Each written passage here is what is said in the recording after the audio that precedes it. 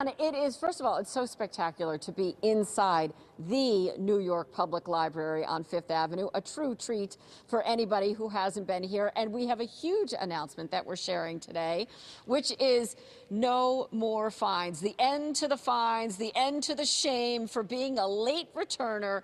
It no longer has to be anymore. And in order to roll out this announcement, the Public Library decided to have a little fun with it. Take a look at this video. They have sent out Patience the lion, and of course the two lions in front of the New York Public Library are Patience and Fortitude. So they sent Patience out, who's been very patient about the fines, it turns out, and he's encouraging everybody to bring their books back with no fine attached to them. Doesn't matter how many decades ago you squirreled away your copy of anything, you can now bring it back, and the library will welcome you with open arms. To explain the whole decision-making process, I have with me Anthony Marks, who's the president of the New York Public Library. Tony, thank you so much for being with us this morning. It's great to be here. It's a big decision that you guys had to make, one that's happening around the nation too. Why? Why now? It's the right decision. Look, we've had fines for 126 years.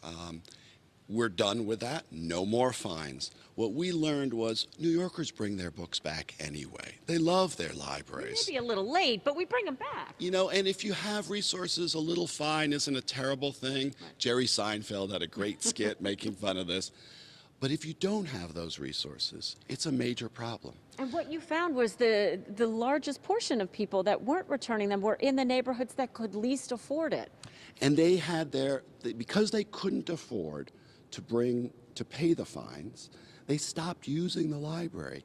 People in the poorer neighborhoods of New York don't use the library as much as they should, as they want to, because they're scared of fines. That doesn't make any sense to us. It's not the business we want to be in. That's right. You want to open your doors wider, get people to come in and use all of the resources of the library, which go well beyond just the books that are in the shelves. Absolutely. I mean, we have things online which you can do, you know, from home, and people have been doing incredible stuff during the pandemic. But now that, you know, we're coming back to a full life, everyone wants to be in these great spaces. That's amazing. We have great education programs. But the books are our bread and butter. And you know, this also extends to the Queens Public Library, the Brooklyn Public Library chains, and I love the fact that you're pushing more books into the classrooms as well.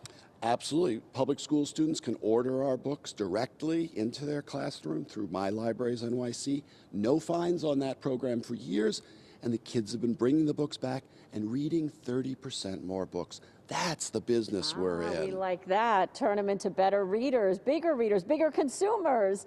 And also, you had some amnesty programs in the past where you had periods of time where people could just bring the books back, no fines attached. What'd you learn then? And we learned that people brought the books back and that people borrowed more books, and hundreds of thousands of people returned to using the library. Welcome back, New York. Tony Everybody. Marks, thank you so much for being here. And before we go, can I just have Chris show, my photographer, how spectacular this room is.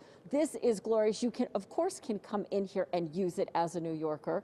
Or you could, if you've got a lot of money burning a hole in your pocket, buy a ticket to their annual fundraiser, because they've got a little less money on the bottom line with not collecting the fines anymore. But it's a glorious space, and it's a New York treasure. Dan and Hazel, we're going to hand it back to you now.